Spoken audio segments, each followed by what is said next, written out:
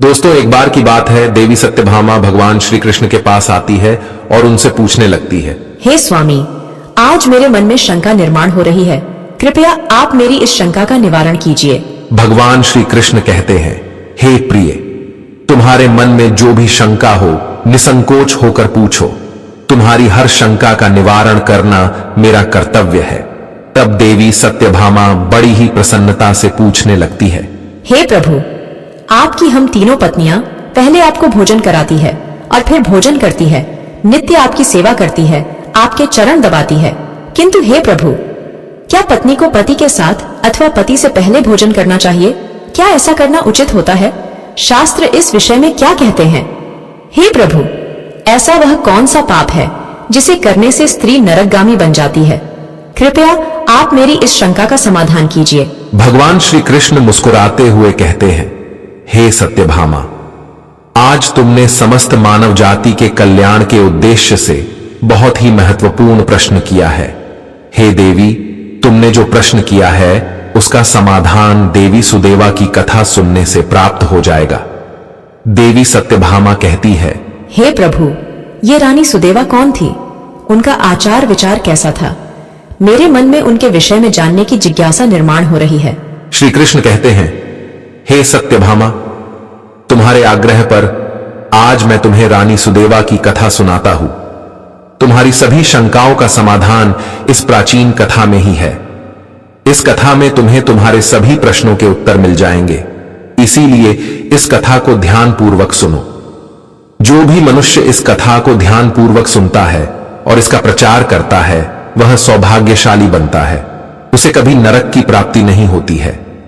फिर देवी सत्यभामा कहती हैं, हे स्वामी, मैं इस कथा को अवश्य ध्यानपूर्वक सुनूंगी। कृपया आप इस कथा को कहिए। भगवान श्री कृष्ण कहते हैं, हे सत्यभामा, फिर सुनो इस कथा को। प्राचीन काल में अयोध्यापुरी में महाराज इक्ष्वाकु राज्य करते थे। वे धर्म का पालन करने वाले, गुणवान, चरित्रवान और अत्यंत कुशल सम्राट थे। उनका विवाह काशी नरेश की पुत्री सुदेवा के साथ हुआ था। सुदेवा सत्य का व्रत पालन करने में तत्पर, गुणवान, चरित्रवान तथा महान पतिव्रता थी। महाराज इक्ष्वाकु पुण्यात्मा थे। उन्होंने अनेक यज्ञ तथा अनेक पुण्य के कार्य किए थे। उन्होंने देवालय बनवाए, पोखरे खुदवाए, अनेक वाटिकाएं बनवाए तथा वे साधु संतों की रक्षा में सदैव ही तत्पर रहते थे। महाराज इक्ष्वाकु के नगर के समीप एक घना जंगल था। उस जंगल में एक सूअर अपनी पत्नी और पुत्र पौत्रों के साथ रहा करता था। वह सूअर बड़ा ही विशालकाय और भयंकर आकार वाला था, जिससे सभी मनुष्य भयभीत रहते थे। उस सूअर के भय से मनुष्य उस वन के मार्ग से जाने से डरने लगते थे। फिर जब यह बात महाराज इक्ष्वाकु को पता चली तो उन्होंने उस सूअर का शिकार करने का सोचा। और फिर एक दिन महाराज अपनी पत्नी सुदेवा तथा अनेक सैनिकों और कुत्तों को लेकर उस वन में शिकार करने के लिए चले गए। महाराज बड़े पराक्रमी थे। उन्होंने अनेक विशालकाय शेरों का तथा राक्षसों का वध किया था। इसीलिए वे इस भयंकर सूअर से नगर वासियों की रक्षा करने के लिए उस वन में उस सूअर का शिकार करने के लिए आ गए। जब उस भयंकर आकार वाले सूअर ने महाराज को वन की तरफ आता देखा तो वह सूअर अपनी पत्नी से कहने लगा, हे प्रिय, देखो, ये कौशल देश के महान सम्राट इक्ष्वाकु है। वे महापराक्रमी और महातेजस्वी हैं और वे इस वन में मेरी शिकार करने के लिए आ रहे हैं। उनके साथ बहुत से कुत्ते और व्याध है। इसमें तनिक भी संदेह नहीं है कि वे मुझ पर ही प्रहार करेंगे। महाराज बड़े पुण्यात्मा हैं। ये राजाओं के भी राजा है। समस्त विश्व इनके अधीन है। हे प्रिय, मैं तुम सबकी रक्षा करने के लिए अपना पराक्रम दिखाता हुआ महाराज के साथ युद्ध करूंगा। अगर युद्ध में मैंने इनको पराजित कर दिया तो तीनों लोकों में मेरी कीर्ति हो जाएगी, और यदि मैं इनके हाथ से मारा भी गया तो मुझे इस सूअर के जन्म से छुटकारा मिलेगा और मैं विष्णु लोक को चला जाऊंगा। मेरे पिछले जन्म के पाप के कारण ही मुझे सूअर का जन्म प्राप्त हुआ है। हे प्रिय, तुम मेरा मोह छोड़कर हमारे पुत्र और पौत्रों को लेकर पर्वत की गुफा में चली जाओ। अब समय आ गया है कि मैं अपने पूर्व जन्मों के पापों से मुक्त हो जाऊं। जब महाराज के बाण मेरे शरीर को घायल कर देंगे तो एक एक बाण से मेरे पूर्व जन्म के पाप नष्ट हो जाएंगे। फिर उस सूअर की पत्नी बोलने लगती है, हे नाथ, हमारे बच्चे आपके ही पराक्रम और साहस के कारण इस वन में निर्भय होकर विचरण करते हैं, कोमल कोमल फूलों का आहार ग्रहण करते हैं। आप ही के कारण इन्हें शेर, सियार आदि जंगली जानवरों का भय नहीं है, क्योंकि आप ही इनकी रक्षा करते हैं। आपके भीषण रूप को देखकर कोई भी शिकारी हमारी शिकार करने के लिए इस वन में नहीं आता है। अगर आपकी मृत्यु हो जाएगी तो फिर मेरी और हमारे पुत्रों की रक्षा कौन करेगा? आपके बिना हम असहाय हो जाएंगे।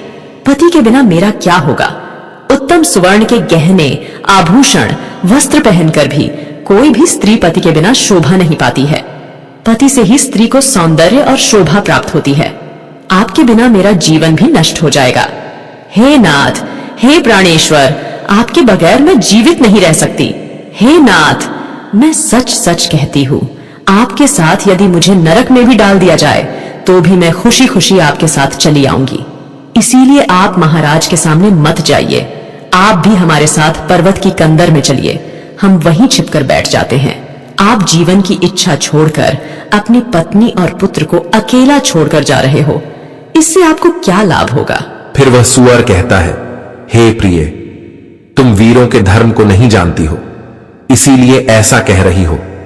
यदि शत्रु वीरों को ललकारता है, युद्ध के लिए निमंत्रण देता है, तो वीर पुरुष को लोभ और भय से कायर की भांति ऐसे छिपकर नहीं भागना चाहिए।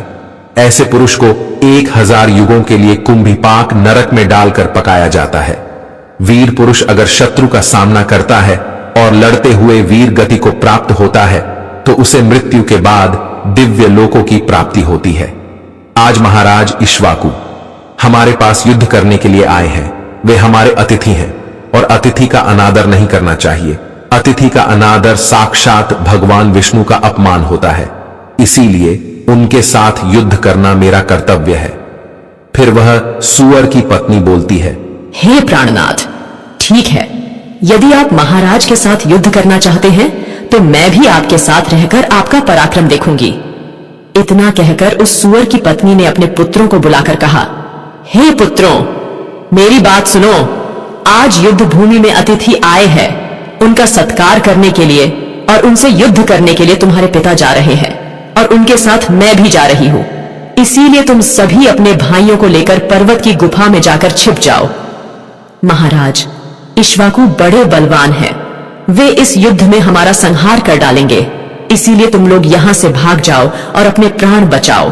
फिर वह सूअर के छोटे छोटे बच्चे बोलने लगे, हे मां, जो पुत्र अपने माता पिता को संकट में छोड़कर भाग जाते हैं वे महापापी होते हैं, उन्हें घोर नरक में डाला जाता है। जो निर्दयी पुत्र अपनी मां का दूध पीकर उसे दुख में छोड़कर भाग जाता है, जो पुत्र अपने बाप को विपत्ति में देखकर छोड़कर चला जाता है, वह कीड़ों से भरे हुए दुर्गंधी युक्त नरक में गिरता है। इसीलिए हे मां, हम लोग आपको छोड़कर नहीं जाएंगे। फिर वह सूअर, उसकी पत्नी और उसके बच्चे सभी युद्ध के लिए तैयार हो जाते हैं और युद्ध भूमि की ओर निकल पड़ते हैं। सभी छोटे छोटे सूअर अपने पिता और माता की चारों ओर से रक्षा करने लगते हैं। उधर महाराज इक्ष्वाकु अपनी सेना के साथ उस स्थान पर आ जाते हैं और अपने सामने खड़े सूअरों को देखकर बड़े बड़े शूरवीर योद्धाओं को सूअरों का शिकार करने के लिए आगे भेजते हैं। वे सभी बलवान शूरवीर योद्धा हाथ में तलवार और भाले लेकर सूअरों पर आक्रमण करने लगते हैं। फिर सूअरों और राजा के सैनिकों के बीच भीषण युद्ध होता है। सभी एक दूसरे पर भीषण प्रहार करने लगते हैं।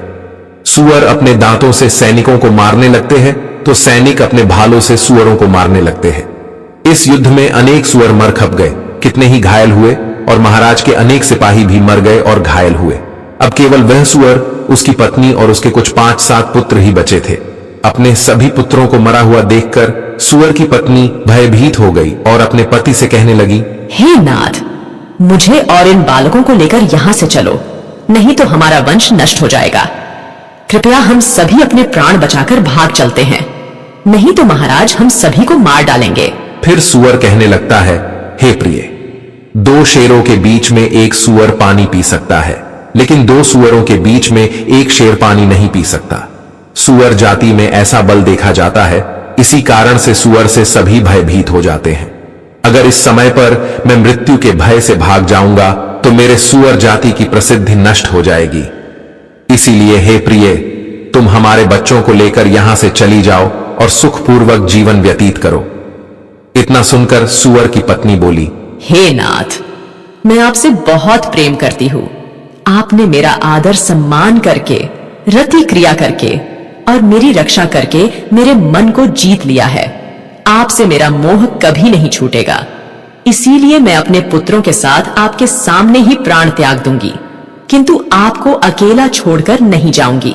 फिर वह सूअर और उसकी पत्नी दोनों ही महाराज से युद्ध करने के लिए आगे आते हैं। वह सूअर भयंकर गर्जना करता हुआ महाराज को युद्ध के लिए ललकारता है। वह सूअर उसके सामने आए बड़े बड़े वीर योद्धाओं को अपने दांतों से तिनके की भांति उठाकर फेंकने लगता है।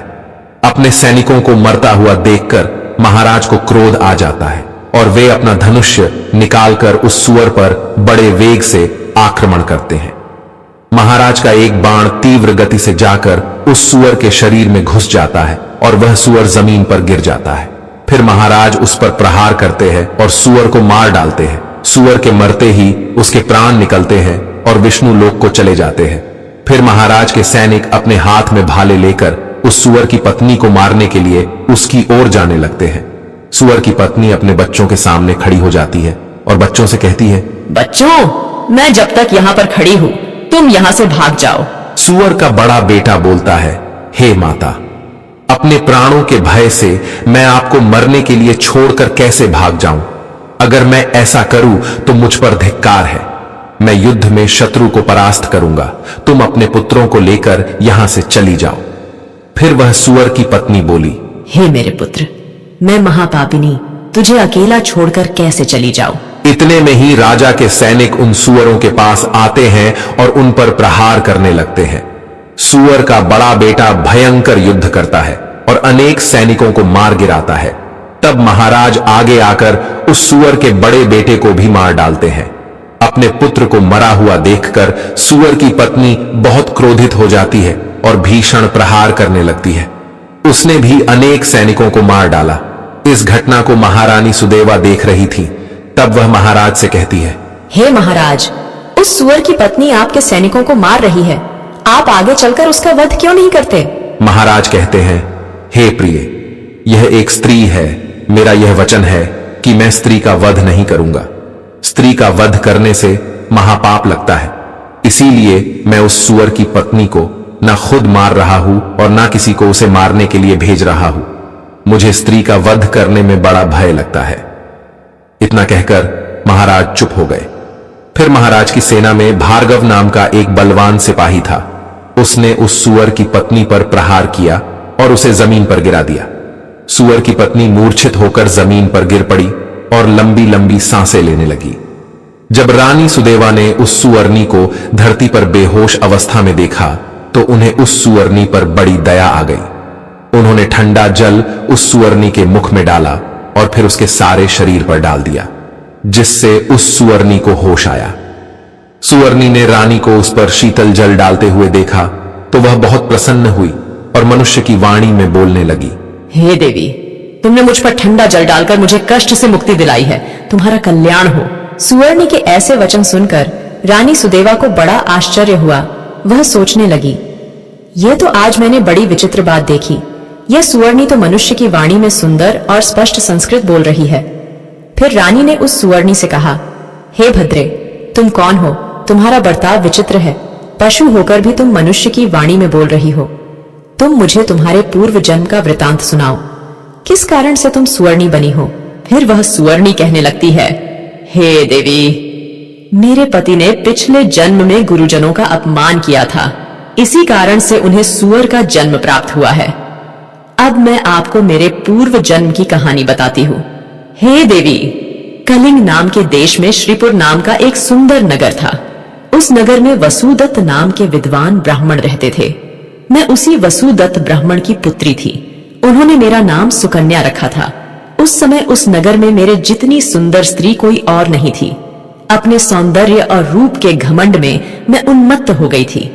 मेरी मुस्कान बड़ी मनोहर थी। जब मैं जवान हुई तो मेरा सुंदर रूप और जवानी देखकर मेरी माता को बड़ा भय लगने लगा।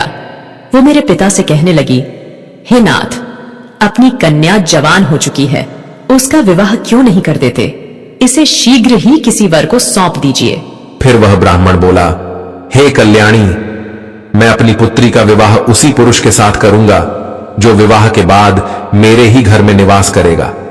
सुकन्या मुझे बड़ी प्रिय है, मैं इसे अपनी आंखों से दूर नहीं होने देना चाहता।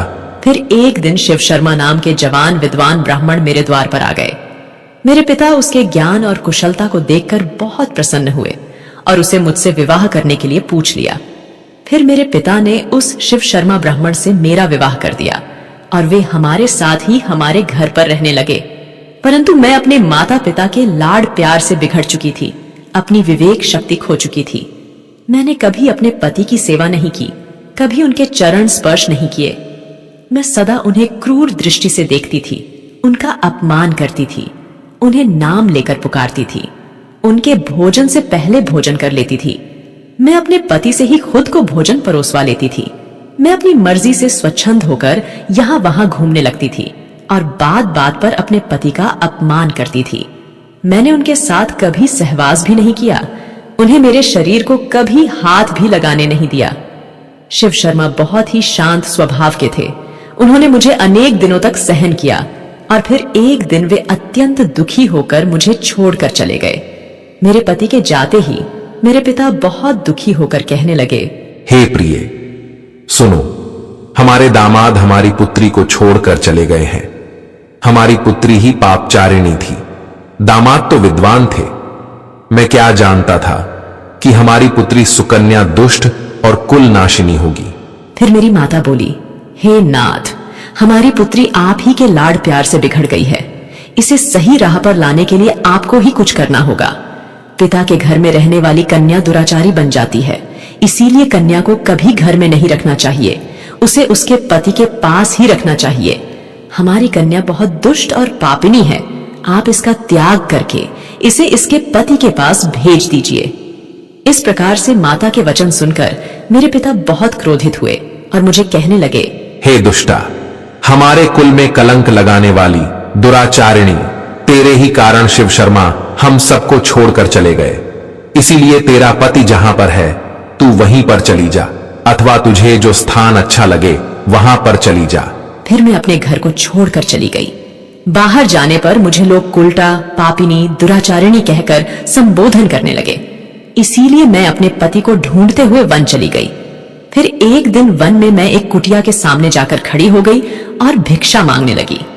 वहां पर उस कुटिया में रहने वाली मंगला नाम की स्त्री ने मुझे देखकर अपने पति से कहा, हे स्वामी, द्वार पर एक दुखिया दुबली पतली स्त्री भिक्षा मांगने के लिए आई है। मंगला का पति शिव शर्मा ही था, जिन्होंने मेरा त्याग किया था। मुझे देखकर उन्होंने मुझे पहचान लिया और अपनी पत्नी से कहने लगे, हे प्रिय, ये मेरी पहली पत्नी सुकन्या है जो मुझे बहुत प्रिय थी, इसीलिए तुम इसका आदर सत्कार करो और इसे अपने घर में स्थान दो। फिर मंगला ने अपने पति की आज्ञा का पालन करते हुए मुझे घर के अंदर बुला लिया और मुझे पहनने के लिए वस्त्र दिए। फिर एक दिन मैं बैठकर मंगला के अच्छे स्वभाव का और मेरे दुष्ट स्वभाव का विचार करने लगी और मुझे बड़ा दुख होने लगा। अधिक चिंता करने के कारण मेरा हृदय फट गया और उसी क्षण मेरी मृत्यु हो गई। फिर यम के 2 दूत उस स्थान पर आ गए और मुझे उठाकर यमलोक ले गए। वहां पर यमराज ने मेरा लेखा जोखा देखा और यमदूतों से कहा, हे दूतों, इस पापिनी स्त्री ने अपने पति का बहुत अपमान किया है। ये पति से पहले ही भोजन कर लेती थी, अपने पति को नाम से बुलाती थी, उससे घर के काम करवाती थी। इसीलिए इस पापी स्त्री को ले जाकर नरक में डाल दो। फिर यमदूत मुझे नरक में ले गए और उन्होंने मुझे जलते हुए अंगारों में डाल दिया। लोहे के जलते हुए पुरुष बनाकर मुझे उन्हें आलिंगन दिलवाया। वहां नरक में मुझे अनेक वर्षों तक कष्ट भोगने पड़े। फिर नरक की सजा भुगतने के बाद यमराज ने मुझे सुवर्णी के जन्म में डाल दिया। सुवर्णी बोली, हे देवी, इस प्रकार से मैंने आपको मेरे पूर्व जन्म का वृतांत सुना दिया है। कृपया अब मुझे इस जीवन से मुक्ति दिला दो। आपने अपने पति की बहुत सेवा की है, इसीलिए मुझे आपका थोड़ा सा पुण्य प्रदान करो। फिर रानी सुदेवा महाराज से कहती है, हे स्वामी, अब मैं क्या करूं? आप जो आज्ञा देंगे मैं वही करूंगी। महाराज इक्ष्वाकु कहते हैं, हे प्रिय, ये बेचारी बहुत दुख उठा रही है, तुम अपने पुण्य से इसका उद्धार करो।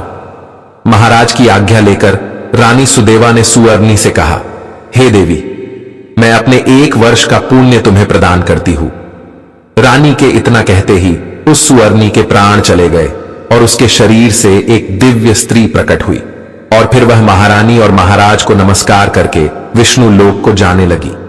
भगवान श्री कृष्ण कहते हैं, हे सत्यभामा, इस प्रकार से मैंने तुम्हें यह महान कथा सुनाई है। तुम्हें तुम्हारे सभी प्रश्नों के उत्तर भी मिल गए होंगे। देवी सत्यभामा कहती है, हे स्वामी, आपने आज मुझे बहुत ही पवित्र कथा सुनाई है और मेरी सभी शंकाओं का निवारण भी किया है।